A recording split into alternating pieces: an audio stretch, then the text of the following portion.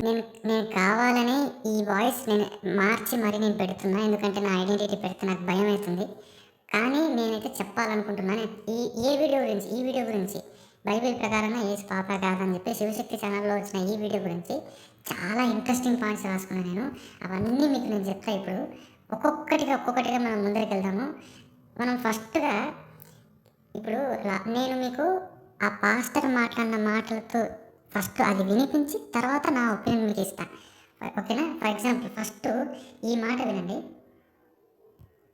చెప్పినటువంటి ఒక విషయాన్ని యేసు ప్రభు పాపి అనే దాన్ని చూడండి. ఇక్కడ is there sin in Jesus life అని ఏఐ చెప్పినటువంటి ఒక విషయాన్ని యేసు ప్రభు పాపి మాట్లాడితే ఏఐ అంటాడు. నాకు అర్థం కాదు. నేను ఇక్కడ కమెంట్స్లో కూడా రాసిన మీ కొరకని చెప్పి, మీరు ఎప్పుడన్నా నా వీడియో చూడలేకపోతే ఇక్కడ నా పేరుతో ఉండే కమెంట్స్ అని మీరు చదువుకోవచ్చు.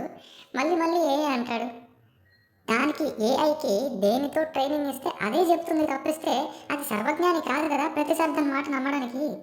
2 నేను వాదిస్తే ఏఐ దానికి కూడా ఒప్పుకుంటుంది చివరికి. అలా అని చెప్పి నిజంగా 2 అంటే 5 అంటామా? అనం కదా. పోనీ యేసు జీవితాన్ని మొత్తం క్రోడీకరించి ఇది చెబుతుంది, ఏఐ చెబుతుంది అని అంటున్నాడు కదా పాస్టరు. కాఫీర్లను చంపండి అని ఖురాన్లో ఉందా లేదా? ఉంది. నువ్వు ఏని అడుగు, పోయి అడిగితే ఉందని చెప్తారా లేదని చెప్తారా? లేదని చెప్తుంది. ఎందుకు? దానికట్లా నేర్పించారు కాబట్టి. తర్వాత ఇది ఫస్ట్ నేను ఏఐ గురించి నేను చాలా గురించి మాట్లాడదాం అనుకుంటున్నాను. ఈయన గురించి నాకు కుదరలేదు. ఈరోజు నేను ఈ పాయింట్ మాట్లాడగలిగిన. నేను ఇంకా పాయింట్లు చెప్తాను చూడండి. ఫర్ ఎగ్జాంపుల్ ఫస్ట్ స్టార్టింగ్లో నేను ఏం మాట్లాడతారు నేను ఫస్ట్ కండిషన్లో కొన్ని పరుష పదజాలాలు వాడకూడదు అని మీరే ప్రతిపాదించి మన స్టాక్ డైలాగులు డబ్బాలు కొట్టుకుంటారన్నది మాట్లాడడం సమంజసం కాదన్నది. ఆయన కండిషన్ల గురించి మాట్లాడుతున్నాడు. వీడియో డిబేట్ స్టార్ట్ కాగానే కండిషన్ల గురించి మాట్లాడుతున్నాడు కదా. మరి విశ్వాసాలను బట్టి కాదు ఆధారాలను బట్టి రుజువు చేయాలి అని అదే కండిషన్స్లో ఉంది కదా. మరి ఇప్పుడు డిబేట్ స్టార్ట్ చేస్తున్నప్పుడు మీరు మీ ప్రపోజల్స్ ఇచ్చుకోండి. డిబేట్కి సంబంధించిన ఇచ్చినప్పుడు ఫస్ట్ జాన్ పాల్ స్టార్ట్ చేసినప్పుడు యేసు ఇట్లా అన్నాడు, అట్లా రాసింది, బైబిల్ అట్లా రాసింది, ఏది ఇట్లా అన్నాడు అని విశ్వాసాల గురించి ఎందుకు మాట్లాడుతున్నాడు? మరి కండిషన్స్ ఫాలో అవ్వాలి కదా. కండిషన్స్ గురించి మాట్లాడుతున్నాడు ఏ పెద్ద మనిషి. దాని తర్వాత నెక్స్ట్ చూడండి. గ్రంథ నిరూపణ ఉండాలి, నమ్మకాలు అపోహలు కాకుండా గ్రంథ నిరూపణ ఉండాలి అని చెప్పారు. గ్రంథ నిరూపణ ఉండాలని ఎవరు చెప్పారు? అసలు ఈయనకు ఒకటి మాట్లాడితే బ్రెయిన్కి ఇంకొకటి ఎక్కేటట్టుంది, ఒకటి చదివితే బ్రెయిన్కి ఇంకొకటి ఎక్కేటట్టుంది. అంటే ఈయన అసలు కొంచెం కామన్ సెన్స్ ఉందో, బేసిక్ నాలెడ్జ్ ఉందో లేదో నాకు అర్థమైతే లేదు. కొంచెం నేను కంట్రోల్ చేసుకొని మాట్లాడాలి, మళ్ళీ నేను ఎరుక్కుపోతే నాకు ఇబ్బంది అవుతుంది. గ్రంథాల ఆధారంగా అని శ్రీలక్ష్మి గారు డిబేట్కి సంబంధించి కండిషన్స్ చెప్పేటప్పుడు గ్రంథాల ఆధారంగా అని చెప్పారా? చెప్పలేదు.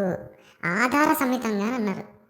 ఆధార సహితంగా అంటే గ్రంథాల ఆధారంగా ఈయన ఎక్కించుకున్నాడు మైండ్లో. మరి ఎట్లా? ఏమో మరి శాపం ఉందేమో వాళ్ళకి నిజంగానే. నెక్స్ట్ పాయింట్ చూడండి. పక్కకు తీసుకుని వెళ్ళేటువంటి ప్రయత్నం చేస్తున్నాడు. ఎలా తీసుకుని వెళ్ళే ప్రయత్నం చేస్తాడో నేను ఒక్కొక్కటిగా వివరిస్తాను. పక్కకు తీసుకెళ్ళే ప్రయత్నం చేస్తాడు అని మాట్లాడతారు కదా. ఆయన కొన్ని క్వశ్చన్స్ అడుగుతున్నాడు.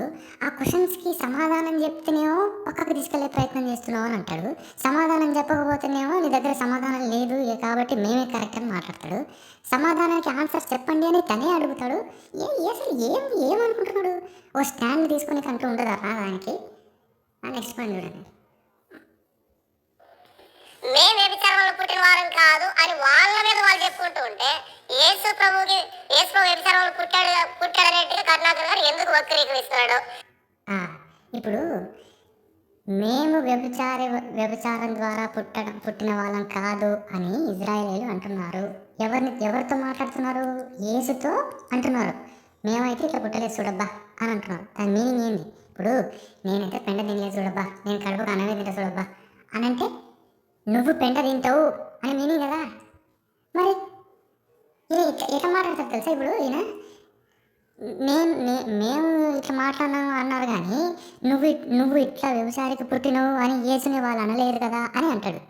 దీని మీనింగ్ అదే వస్తుంది కదా, ఇంకేం వస్తుంది? నెక్స్ట్ చూడండి. ఏమి ఇంతే కాదు, మంచి మంచి పాయింట్స్ ఉన్నాయి. నేను ఇప్పుడు మీరు చూస్తున్న కమెంట్స్ కాకుండా ఇంకా వేరే కమెంట్స్ కూడా ఉన్నాయి. మొత్తం 3 కమెంట్స్, నేను మొత్తం 21 పాయింట్స్ రాసుకున్నా. 21 పాయింట్స్ అంతటినీ ఒకటే కమెంట్లో నేను పెడితే ఇది యూట్యూబ్ తీసుకుంటలేదని చెప్పి 3 కమెంట్స్గా నేను డివైడ్ చేసి పెట్టినా. నేను మంచి మంచి పాయింట్స్, మంచి ఇంట్రెస్టింగ్ ఉన్నాయి, వింటూ ఉన్నాను. మాటలు కాదు మనం ప్రమాణంగా తీసుకున్నది. పిలాతు ప్రశ్న అడిగాడు క్రౌడ్ని, ఆయన సిలువేయండి అని తీసుకుని వచ్చినట్టు వాడితో పిలాతు ఏమన్నాడు అంటే, ఎందుకు ఇతడు ఏ దుష్కార్యం చేసెను అని అడిగాడు. ప్రశ్న అది. అప్పుడు సమాధానం చెప్పాల్సింది ఎవరు? ఎదురుగా ఉన్నట్టు క్రౌడ్ చెప్పాలి. వీడు పలానా దుష్కార్యం చేశాడు, పలానా విషయంలో పాపి, కాబట్టి ఈ వ్యక్తిని చంపాలని చెప్పాలి. వాళ్ళు అలా చెప్పలే. మరి ఎక్కువగా కేకలు వేశారు, సిలువే కేకలు వేశారు తప్ప ఆ దోషం ఏదైనా ఉంటే ఎందుకు దోషాన్ని ప్రస్తావన చేశారు యూదులు?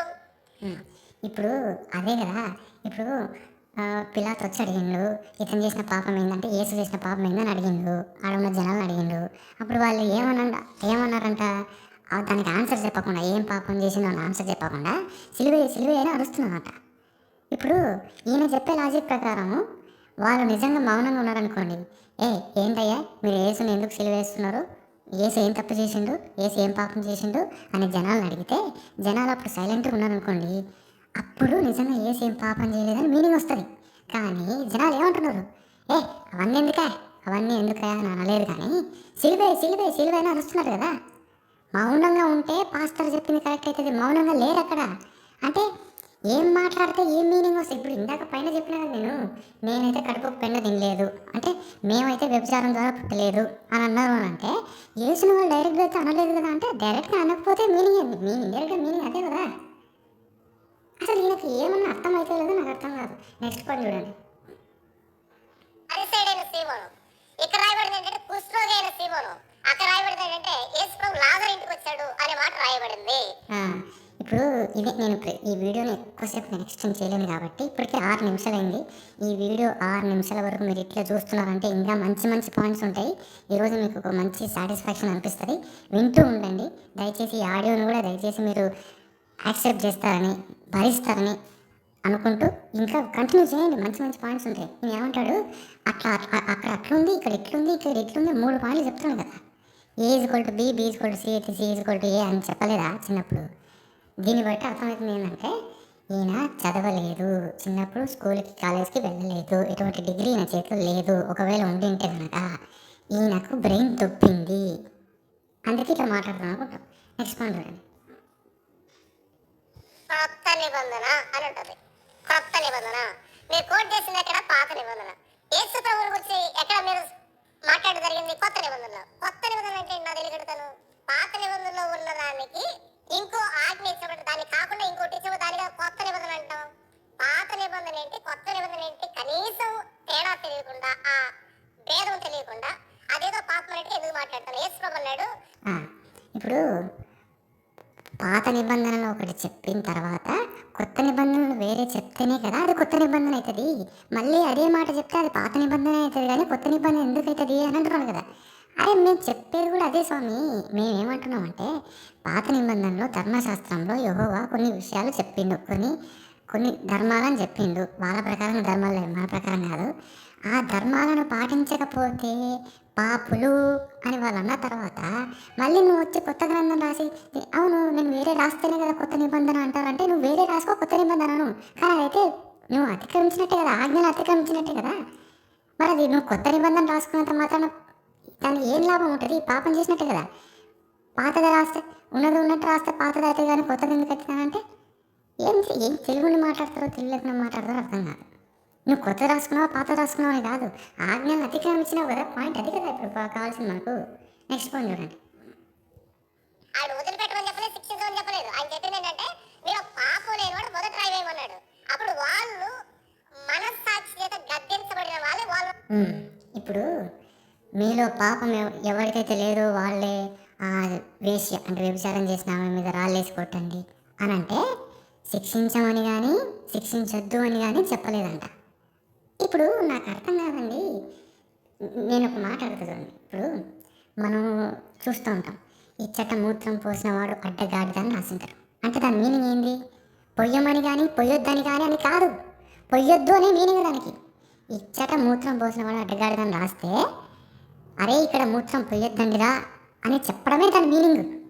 మరి మీలో పాపం ఎవరికైతే లేదో వాళ్ళే రాండి రాళ్ళయ్యండి అంటే ఆమెను శిక్షించద్దండి అనే మీనింగ్ వస్తుంది. అది ఎందుకు ఇట్లా లాజికల్ ఇట్లా మిస్ అవుతుంది పాస్టర్, నాకు అర్థం కాదు. నెక్స్ట్ పాయింట్,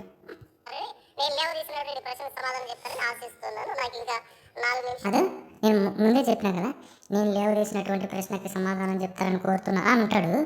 లేవదీసిన ప్రశ్నకి సమాధానం చెప్తే మొదటి పాయింట్లో చెప్పినట్టు మీరు తప్పించుకుంటున్నారు, పాయింట్ అంతా తప్పిస్తున్నారు, ఇది డిబేట్కి సంబంధించిన కాదు, పక్కకు ఇద్దరు పక్కకు తీసుకెళ్ళడం ఏంటి అని అంటున్నాడు. నేను అడిగిన ప్రశ్నలకు సమాధానం చెప్పండి అని తనే అంటాడు, మళ్ళీ పక్కకు తీసుకెళ్ళకండి అని తనే అంటాడు. నేను నెక్స్ట్ చెప్తాను, మంచి మంచి పాయింట్స్ రాసి పెట్టాను నేను. ఇది చూడండి, 1 minute క్వశ్చన్ అడగచ్చు అని చెప్పాడు ఆయన. 1 minute క్వశ్చన్ అడగచ్చు అని చెప్పాడంట ఆయన. ఎవరు ఆయన అంటే ఎవరు? కరుణాకర్ అన్నని నువ్వు అని సంబోధించండి లాస్ట్కి వచ్చిన తర్వాత. అది నీకు ఎక్కడ నేను రాసి పెట్టుకోలేదు. కానీ ఈ పాస్టర్కి ఎప్పుడు మీరు పాస్టర్ గారు అని సంబోధిస్తున్నప్పుడు ఆయన కూడా మీరు కరుణాకర్ గారు చెప్పారు అనొచ్చు కదా. కరుణాకర్ చెప్పాడు ఏంది లాస్ట్లో కూడా నువ్వు చదువు ఏంది నాకు అర్థం కాదు. గౌరవం ఇవ్వాలా లేదా? 1 minute క్వశ్చన్ అడగచ్చు అని కరుణాకర్ అన్నాడు అని అంటే ఇప్పుడు ఎస్ వెంటనే అన్నా చూడు ఏమన్నాడు, ఎస్ ఆర్ నోకి 1 minute ఆన్సర్కి ఈయనకు తేడా తెలియదు అంటే బైబిల్లో కూడా ఏదో రాసుంటే వీళ్ళు దాన్ని వాళ్ళకు మైండ్కి ఏది కరెక్ట్ అనిపిస్తే అది చదువుకుంటారు తప్పిస్తే బైబిల్లో ఏముందని చదవడానికి వీళ్ళు రాదు. ఇదే చిన్న ప్రూఫ్. నెక్స్ట్ పని చూడండి, దానికి చెప్పారు అక్కడ ఏమనంటే పాత నిబంధన ఏంటి కొత్త నిబంధన ఏంటి. పాత నిబంధన ఇది తరతరాలకి విసర్జన ఉన్నప్పుడు ఎవరికి సంబంధించింది? ఇశ్రాయేలుకు సంబంధించి పాత నిబంధన. ఎప్పుడైతే ఒకదాన్ని కొత్త నిబంధన అంటున్నావో పాత నిబంధన ఉన్నదాన్ని మార్చబడతానే అర్థం. పాత నిబంధన మార్చబడితే దాన్ని కొత్త నిబంధన అంటావు. దాన్ని అదే తీసుకొచ్చి కొత్త నిబంధన ఇస్తారు. కొత్త నిబంధన ఎందుకంటే నా తెలియగలుగుతాను. తర్వాత మత్తయి సువార్త 5. ఇప్పుడు ఈ పాయింట్ నేను కూడా రాసిందని నేనే మర్చిపోయినా. ఇక్కడ ఉన్నది చదువుతా వినండి. అసలు చెప్పిన పాయింట్లను కనెక్ట్ చేసుకోలేకపోతున్నాడు ఈ పాస్టరు అనలేకపోతున్నాను ఇతన్ని అంటే నాకు అనిపిస్తలేదు. నాకు ఎందుకో తను పాస్టర్ అనాలనిపిస్తలేదు. ఆయనకు అంత బ్రెయిన్ లేదనిపిస్తుంది నాకు. పాత నిబంధన కొత్త నిబంధన మళ్ళీ మాట్లాడుతున్నాడు. బాబు, యెహోవా ఆజ్ఞలను అతిక్రమించాడు, అది ఎవడైతే ఏంటి అతిక్రమించినాడా సరే, అలా అయితే మీ యేసుకు యెహోవాకు సంబంధం లేదా? ఇప్పుడు పాత నిబంధన కొత్త నిబంధన చెప్తే పాత నిబంధన అవుతుంది కానీ కొత్త నిబంధన ఎందుకు అవుతుందని మళ్ళీ చెప్తున్నాడు కదా. మేము అడిగేది అదే. ఇప్పుడు ఎవడు అతిక్రమిస్తే ఏంది? నువ్వు కొత్త నిబంధన రాసుకో, సరే కొత్త నిబంధన రాసుకో, పాత నిబంధన రాసుకో. ఆజ్ఞలు అతిక్రమించినవా లేదా అనేది కదా మాకు పాయింట్ కావాల్సింది. అంటే ఇప్పుడు ఆ ఆజ్ఞలను మేము మార్చుకున్నాము అని అంటే ఆజ్ఞలను అతిక్రమించరాదు అని యెహోవా ఏదైతే చెప్పిండో అది ఇప్పుడు మీకు వాల్యూ లేదా? అదే కదా కరుణాకరణ అడిగింది. ఆ మాట మాట్లాడితే దానికి ఈ డిబేట్కి సంబంధం లేదంటాడు. తాను మొదటగా లేవనెత్తిన ప్రశ్నలకు సమాధానం ఇచ్చుకుంటూ పోతుంటే టాపిక్ మీద మాట్లాడడం లేదంటాడు. అసలు అడగడం ఎందుకు మరి? ఆజ్ఞలను అతిక్రమించాడు మొర్రం అనుకుంటే పాపం ఉందని రుజువు చూపించలేదంటాడు. సొంత శిష్యులు రాసిన పత్రికలో మీ మార్కెటింగ్కి విరుద్ధంగా ఉందని దాన్ని మీరు అబాండన్ చేసి అది మాకు సంబంధం లేదంటాడు. అసలు యేసు గురించి వాళ్ళ శిష్యులకంటే పాస్టర్లకి ఎక్కువ తెలుసా? ఇప్పుడు ఇక్కడ చదవండి ఒకసారి చూడండి. ఇక్కడ ఆజ్ఞలను అతిక్రమించాడు అదే పాపం ఉందంటే పాపం ఉందని రుజువు చేయలేదని మాట్లాడతారు. ఏంటి మాట్లాడతారు? నెక్స్ట్ పాయింట్ చూడండి. పాత నిబంధన మార్చబడితే కొత్త నిబంధన అంటావు. దాన్ని అదే తీసుకొచ్చి కొత్త నిబంధన ఇస్తారు. కొత్త నిబంధన ఎందుకంటే నా తెలియగలుగుతాను. 3 సార్లు చెప్పబట్టి మాట. ఇప్పటికి 13 నిమిషాలు అయింది నా వీడియోలో. ఆ 2.5 గంటల డిబేట్లో 3 సార్లు ఈ పాయింట్ చెప్పాను. నేను ఏమంటున్నా అంటే నువ్వు ఎంత కొత్త బుక్కైనా రాసుకో, ఆజ్ఞలను అతిక్రమించినవా లేదా? ఆజ్ఞలను అతిక్రమించవచ్చు అని అంటే మరి యెహోవా చెప్పిన ఆజ్ఞలకు విలువ లేదా అని కరుణాకరణ అడుగుతుంటే దానికి దీనికి సంబంధం లేదు, ఏదో మాట్లాడతారు. నెక్స్ట్ పాయింట్ నెరవేర్చేమవుతుంది? తప్పిపోతుంది. అది నెరవేరు కూడా తప్పిపోతుంది స్పష్టంగా యేసు చెప్పినప్పుడు నెరవేర్చి తప్పిపోతుంది దాని అర్థం. ఇప్పుడు కొరింథీయులకు రాసిన 2 నెరవేరు వరకు ఒక పొల్లైనను సున్నైనను తప్పిపోదు అంటే నెరవేరితే తప్పిపోతుందని అర్థం అంట. అబ్బో, అంటే మరి ఎందుకు నాకైతే ఈ లాజిక్ సరిగా అనిపిస్తలేదు. కరుణాకరణ అయితే ఈ పాయింట్ తర్వాత వెంటనే కరుణాకరణ టైం వచ్చినప్పుడు మంచిగా దీని గురించి కౌంటర్ చేసిండు. ఒకసారి అది చూడండి. నెక్స్ట్ పాయింట్, పౌలు గొప్పోడా యేసు గొప్పోడా అనమాట. పౌలు ఎప్పుడు నేను గొప్పోడిని అని చెప్పలే. పౌలు పౌలు గొప్పోడా యేసు ప్రభు గొప్పోడా పౌలు గొప్పోడా అని ఎప్పుడు చెప్పలేదు అంటే కరుణాకరణ ఏమైనా చెప్పిందా పౌలు గొప్పోడు అని చెప్పిందా? కరుణాకరణ పౌలు గొప్పోడు అని చెప్పలేదు. ఒకటి మాట్లాడితే ఇంకొకటి అర్థమవుతుంది ఇతనికి. ఎస్ఆర్నో విషయంలో ఇలాగే 1 minute ఆన్సర్ అంటాడు. ఆధార సమితంగా అంటే ఇలాగే గ్రంథాధారంగా అంటాడు. అసలు ఈ పాస్టర్ చదువుకున్నాడేనా? చదువులేని ముద్దులో ఉన్నాడు. నెక్స్ట్ పాయింట్ చూడండి. తాగలేదని ఎవరు చెప్పారు? యూదులు చాలా సందర్భాలు ప్రతిరోజు ద్రాక్షరసం తాగుతారు. యూదులు ప్రతిరోజు ద్రాక్షరసం తాగుతారు. తాగలేదని ఎవరు చెప్పారు అని అంటున్నాడు కదా. బుర్ర ఉందా కొంచెమైనా? తాగలేదని నువ్వు అన్నావు అని అంటే తాగలేదని ఎవరు చెప్పారంటే సరిపోతుంది అని నేను రాసిన. ఇప్పుడు అంటే దాని మీనింగ్ ఏంటంటే, ఇప్పుడు తాగలేదని ఎవరు చెప్పారు అని అంటున్నాడు కదా. తాగలేదని నువ్వు అన్నావు పాస్టరు అని అంటే ఆ పాస్టరు తాగలేదని ఎవరు, నేను ఎప్పుడు చెప్పినా తాగలేదని ఎవరు అన్నారు అంటే దానికి కొంచెం అర్థం ఉంటుంది. తాగలేదని ఎవరు చెప్పారు అని అంటాడు. తాగలేదు అని ఎవరు చెప్పలే. ఈయన కొత్తగా తీసుకొస్తాడు. అసలు సందర్భం అది కాదు. ద్రాక్షరసం తాగకూడదు అని ధర్మశాస్త్రంలో ఉంది అని కరుణాకరణ అంటుంటే తాగి తూలాడా, తాగి ఏమైనా తప్పు చేశాడా అని ఆ పాస్టర్ అన్నాడు. అసలు తాగడమే తప్పు కదా అని అడిగితే తాగలేదని ఎవరు చెప్పారు అంటాడు. నాకు విసుగు వచ్చాడా చక్ అని రాసినాడు. నెక్స్ట్ పాయింట్ చూడండి. ప్రశ్న మీరు కొట్టిన మీ మొబైల్ తీసుకొని VINE వైన్ అన్నా సరే ద్రాక్షరసమే, వైన్ అన్నా సరే ద్రాక్షరసమే. గూగుల్లో ఇప్పుడు ఈ వీడియో చూస్తున్నారు కదా, మీరు కూడా ఒక్కసారి గూగుల్లో కొట్టి చూడండి. VINE అని కొట్టినా WINE అని కొట్టినా ద్రాక్షరసం వస్తుందా? రాదు. ఈయన ఏ గూగుల్లో కొట్టి చూస్తున్నాడో మరి ఏం చేస్తున్నాడో తెలియదు నాకు. నోవాహు ద్రాక్షరసం తాగి దిగంబరుడు కాలేదని నేను చెప్పలే.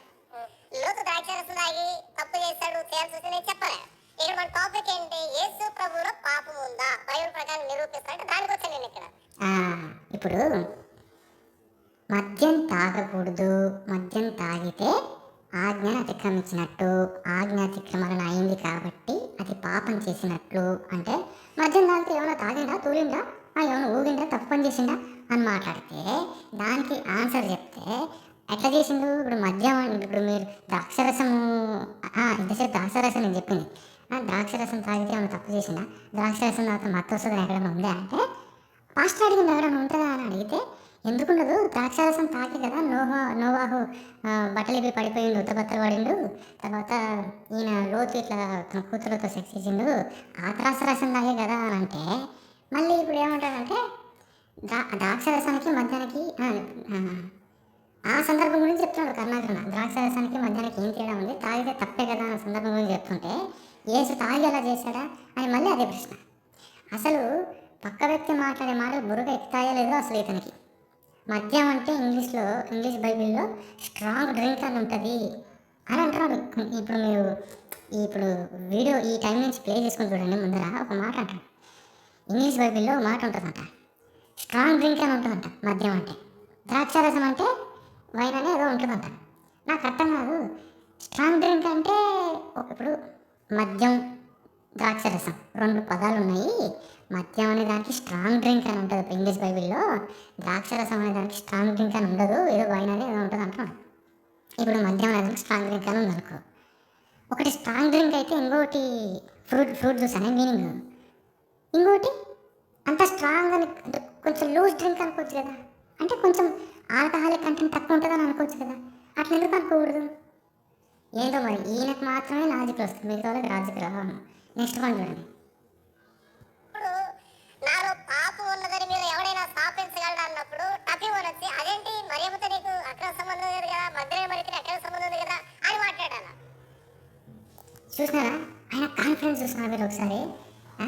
నాలో పాపం ఉన్నదని మీలో ఎవడైనా నిరూపించగలరా అని యేసు అడిగితే ఒక్కడు కూడా వచ్చి మాట్లాడలేదు. నిజంగా యేసు తప్పు చేసి ఉంటే అక్కడ ఉండే వాళ్ళు చెప్పుంటారు కదా అని అడుగుతున్నాడు కదా పాస్టర్. మీరు మధ్యలో మరైతే నీకు రిలేషన్షిప్ లేదా అని అడుగుతారా అని అంటున్నాడు కదా. అసలు ఇందులో 2 విషయాలు ఉన్నాయి.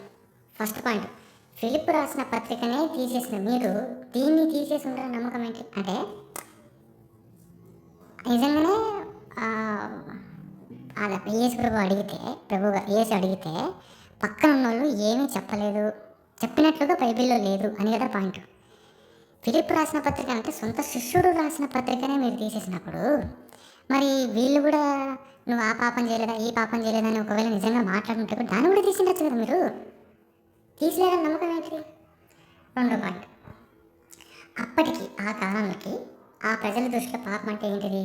కేవలం యెహోవా చెప్పిన ధర్మశాస్త్రాన్ని అతిక్రమించడం, పెళ్లి చేసుకోవడము, ఒకరిని ప్రేమించడం పాపం అని అసలు వాళ్ళ మైండ్లో లేనప్పుడు నాలో పాపం చేసినట్టు మీరు ఎవరైనా నిరూపించగలరా అని ఏసి అడిగితే మగ్ధలేని మరియ గురించి చెప్పి నీలో పాపం ఉందని ఎట్లా చెప్తారు ఆ జనాలు? అసలు వాళ్ళ దృష్టిలో అది పాపం కాదు, అది ఒక కామన్ థింగ్ వాళ్ళ దృష్టిలో అప్పట్లో. అట్లాంటప్పుడు మగ్ధలేని మరియతో నీకు సంబంధం లేవా అని జనాలు అడగచ్చు కదా అని పాస్టర్ అంటున్నాడు. ఎట్లా అడుగుతారు? అసలు వాళ్ళ దృష్టిలో అది పాపమే కాదు కదా. వాళ్ళ దృష్టిలో కాదు, ఎవరి మానవుడి దృష్టిలో పెళ్లి చేసుకోవడము, ప్రేమించడం పాపం కాదు. ఒకవేళ ఈ సమాజం కొంతమంది దృష్టిలో ఇప్పటికీ కొంతమంది దృష్టిలో ప్రేమ అనేది తప్పైండొచ్చేమో కానీ పాపం కాదు. ఓకేనా? ఇప్పుడు ఇంకో పాయింట్ చెప్తాను, అదే దాంట్లోనే. ఇప్పుడు ఎక్కడ పోయింది? సరే, నిజంగా 10 దినాల గురించి అంటే పని దినాలు అంటే ఈ 6 days మాత్రం వర్క్ చేయాలి, సెవెంత్ డే మీరు వర్క్ చేయకూడదు అని ఉండే దాని గురించి కావచ్చు, లేకపోతే వేషను రాళ్ళతో కొట్టి చంపడం అనే దాని గురించి కావచ్చు, ఆ ఆజ్ఞను అతిక్రమించిందని కదా పిలాతో చదివినప్పుడు కూడా ఉరేయాలని అరిచింది వాళ్ళు. ఏం తప్పు చేసినా చెప్పాలి వాళ్ళు, అంత ఆవేశం ఉంది వాళ్ళకు. నెక్స్ట్ పాయింట్ చూడండి. నెక్స్ట్ కామెంట్లో ఉంటుంది. వస్తున్నా నెక్స్ట్ కామెంట్కి వస్తున్నా. ఎస్, ఇక్కడ చూడండి. ఇంతగా యేసు ఏం ప్లాన్ వేస్తే బెడిసికొట్టింది? యేసు ప్రభు ఏ ప్లాన్ తో రహస్యంగా పిలిచాడు, ఏ ప్లాన్ బెడిసికొట్టింది అదేదో మీరు చెప్పాలి. మీరే ప్లాన్ చెప్పారు, మీరే బెడిసికొట్టిందని. ఆ ప్లాన్ ఏంటో అంతకుముందు రౌండ్లోనే కరుణాకరణ క్లియర్గా చెప్పిండు ఏం ప్లాన్ అనేది.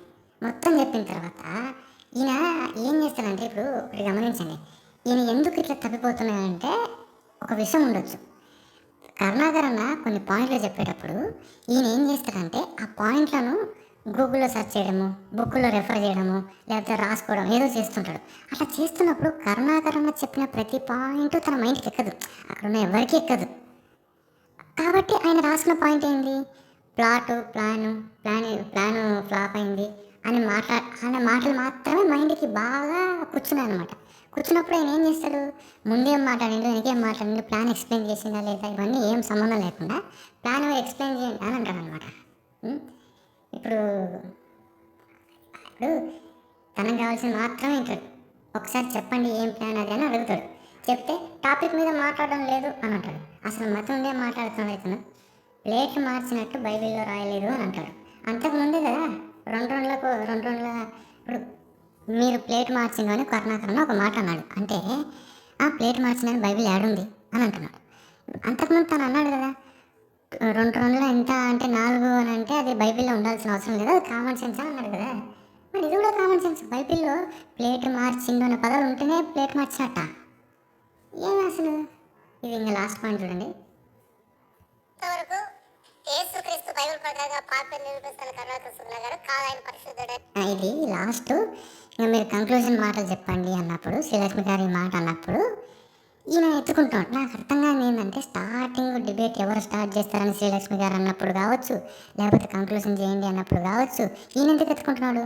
ఇప్పుడు నేనేమంటున్నా అంటే, నువ్వు తప్పు చేసినావు, నువ్వు ఒక దొంగవి అని ఎవరన్నా నిందిస్తే ఫస్ట్ ఇదిగో నువ్వు ఇవి చేసినావు, అందుకే నిన్ను మేము దొంగగా కన్సిడర్ చేస్తున్నాము అని మాట్లాడితే, తర్వాత దొంగ అని ఎవరి మీద అయితే అభియోగం వచ్చిందో వాడు రెస్పాండ్ అవ్వాలా. ఏమని? ఇదిగో నువ్వు ఈ కారణాల చేత నేను దొంగ అంటున్నావు, నేను అవి పనులు చేయలేదు, నేను దొంగని కాదని ప్రూవ్ చేసుకోవాలా. ఇప్పుడు ఛాలెంజ్ పెట్టింది ఎవరు? కరుణాకరణ. ఏమని? యేసులో పాపం ఉందని నేను ప్రూవ్ చేస్తా. ఎవరి ఛాలెంజ్కి? వీపీ రెడ్డి ఛాలెంజ్కి కరుణాకరణ ఛాలెంజ్ చేసి నేను ప్రూవ్ చేస్తానండి అని చెప్పి ఫస్ట్ ప్రూవ్ చేయాలి కదా. కరుణాకరణ ఫస్ట్ మాట్లాడాలి కదా. కరుణాకరణ మాట్లాడిన తర్వాత దానికి ఆన్సర్గా ఈ పాస్టర్ మాట్లాడితే సరిపోతుంది కదా.